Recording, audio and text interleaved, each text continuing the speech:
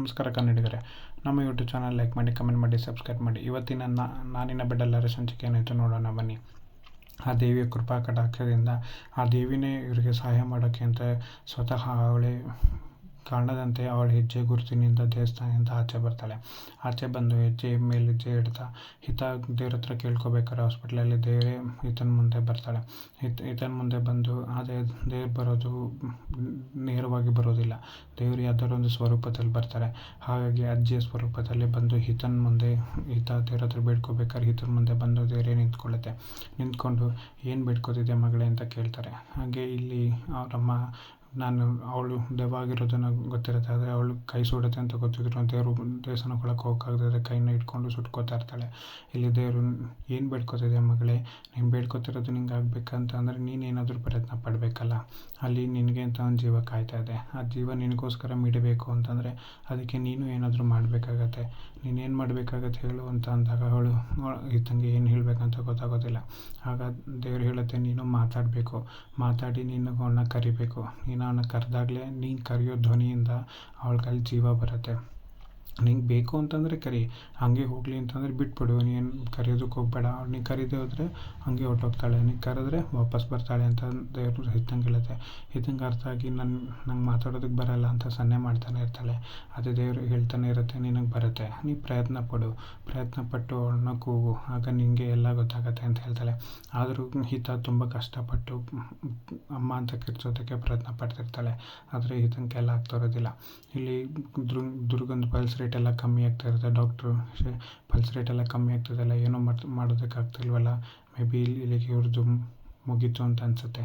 ಇನ್ನೊಂದು 2 ನಿಮಿಷ ಅಬ್ಸರ್ವೇಷನಲ್ಲಿ ನೋಡೋಣ, ಇಲ್ಲಾಂದರೆ ಅವ್ರ ಮನೆಯವ್ರಿಗೆ ತಿಳಿಸೋಣ ಅಂತ ಡಾಕ್ಟ್ರನ್ನ ಗೊತ್ತಾಗ್ತಾರೆ.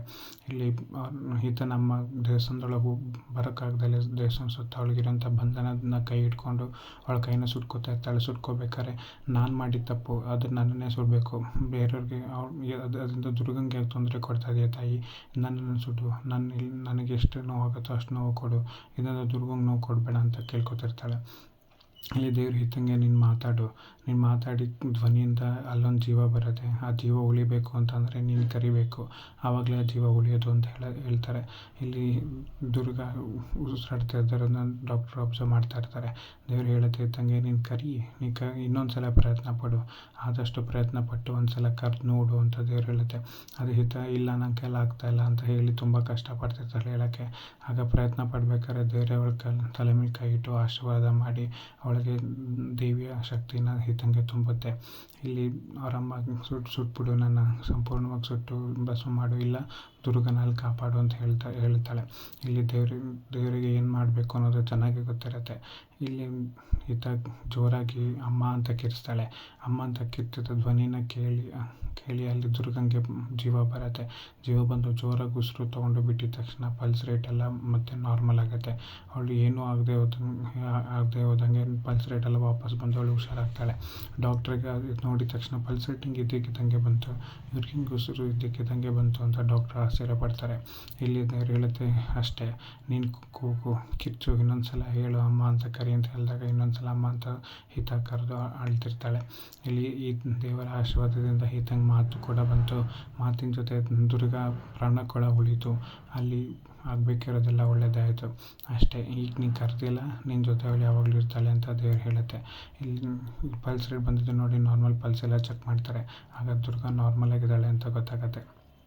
ಇಲ್ಲಿ ಅವಳಿಗೆ ಜೀವ ಬಂದಿದ ತಕ್ಷಣ ಇವಳು ಮುಂದೆ ಇದ್ದಿದ್ದು ಪರದೆ ಮಾಯ ಆಗಿದ ತಕ್ಷಣ ಅವರ ಅಮ್ಮಂಗೆ ಗೊತ್ತಾಗುತ್ತೆ, ನೀನು ಅಲ್ಲಿ ದುರ್ಗನ ಉಳಿಸಿದ್ಯಾ, ಅದಕ್ಕೆ ಇಲ್ಲಿ ನನಗೆ ಬೆಂಕಿ ತಾಗ್ತಾ ಇಲ್ವಾ ಅಂತ ಹೇಳಿ ನಾನು ದುರ್ಗನ ಉಳಿಸಿದ್ದಕ್ಕೆ ತುಂಬ ಧನ್ಯವಾದ ಅಂತ ದೇವ್ರ ಹತ್ರ ಕೇಳ್ಕೊತಾಳೆ. ಇಲ್ಲಿ ಡಾಕ್ಟರ್ ಅವಳನ್ನ ICU ವಾರ್ಡಿಂದ ಆಚೆ ಕರ್ಕೊಂಬರ್ತಾರೆ. ಆಚೆ ಕರ್ಕೊಂಬಂದಾಗ ಶರತ್ ಏನಾಯಿತು ದುರ್ಗಂಗೆ ಆರಾಮಾಗಿದ್ದಾಳೆ ಅಂತಂದಾಗ ಇದು ಮಿರಾಕಲ್, ನನ್ನವ್ರು ಬದುಕೋದೇ ಇಲ್ಲ ಅಂತ ಅಂದ್ಕೊಂಡಿದ್ದೆ, ಆದರೆ ಅವರು ಇವಾಗ ಆರಾಮಾಗಿದ್ದಾರೆ. ಆದರೆ ಅವ್ರಿಗೆ ಜ್ಞಾನ ಇಲ್ಲ, ಸ್ವಲ್ಪ ಹೊತ್ತಾದ್ಮೇಲೆ ಜ್ಞಾನ ಬರುತ್ತೆ, ಅವ್ರಿಗೆ ಸ್ವಲ್ಪ ಟೈಮ್ ಕೊಡಿ, ಈಗ ಅವರು ಔಟ್ ಆಫ್ ಡೇಂಜರ್ ಆಗಿದ್ದಾರೆ, ಅವ್ರಿಗೆ ಏನೂ ಆಗಿಲ್ಲ, ಅವ್ರು ನಾರ್ಮಲ್ ಆಗಿದ್ದಾರೆ ಅಂತ ಡಾಕ್ಟ್ರು ಹೇಳ್ತಾರೆ.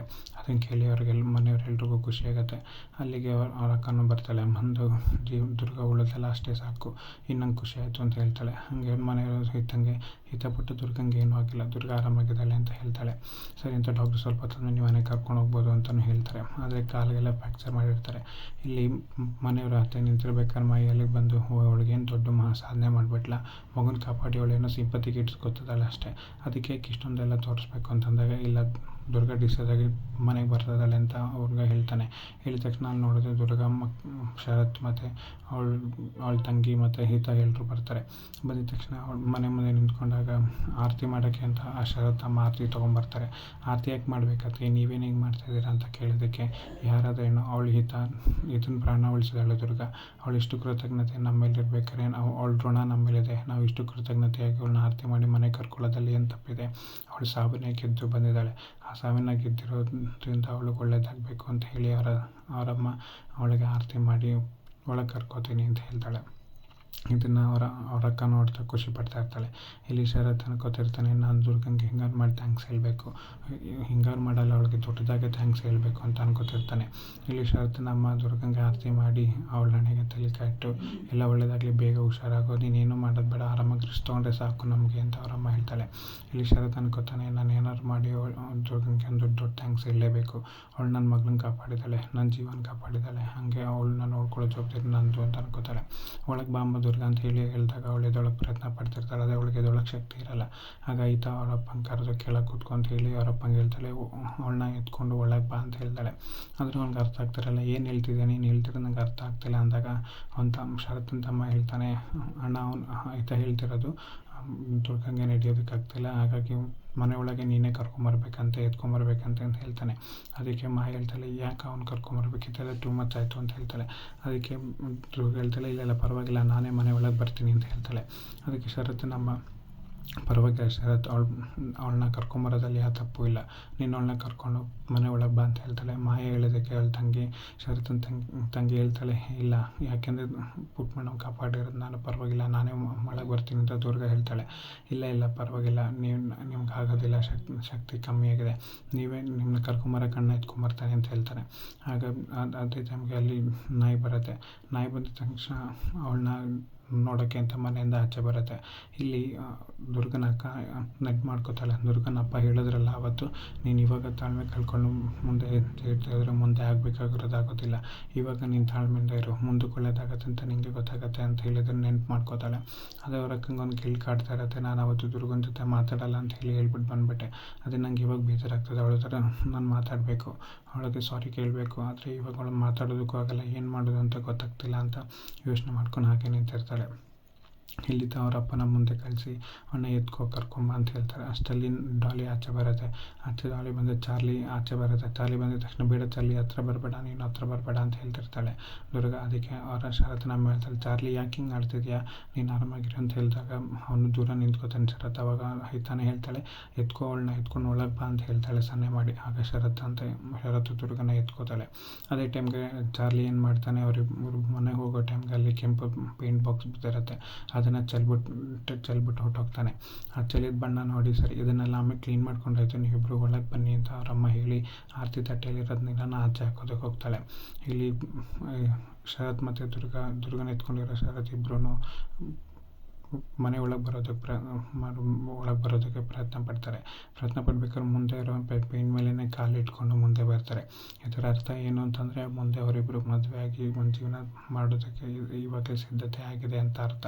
ದೇವ್ರ ನಿರ್ಣಯ ಇರೋದೇ ಇದು. ಹಾಗಾಗಿ ಶರತ್ ಕಾಲಿಟ್ಟಿದ್ದ ಹೆಜ್ಜೆ ಪಕ್ಕದಲ್ಲಿ ಹಿತಾನು ಕಾಲಿಡ್ತಾ ಬರ್ತಾಳೆ. ಹಾಗೆ ಶರತ್ ದುರ್ಗನ ಕಟ್ಕೊಂಡು ಬಲ್ಗಾಲಿಟ್ಕೊಂಡು ಮನೆ ಒಳಗಡೆ ಕೆಂಪು ಹೆಜ್ಜೆನ ಇಡ್ತಾನೆ. ಇದರ ಅರ್ಥ ಏನು ಅಂತಂದರೆ, ಇಬ್ಬರಿಗೂ ಮದುವೆ ಆಗೋದು ಸೂಕ್ತವಾಗಿದೆ ಅಂತಲೇ ಅರ್ಥ. ಇಲ್ಲಿ ಹೆಜ್ಜೆ ಇಟ್ಟ ಮೇಲೆ ಹಿತ ಕೂಡ ಅವರ ಅಪ್ಪನ ಪಕ್ಕನೇ ಹೆಜ್ಜೆ ಇಡ್ತಾ ಮನೆ ಒಳಗೆ ಬರ್ತಾಳೆ. ಮುಂದೇನಾಗುತ್ತೆ ಕಾದು ನೋಡೋಣ.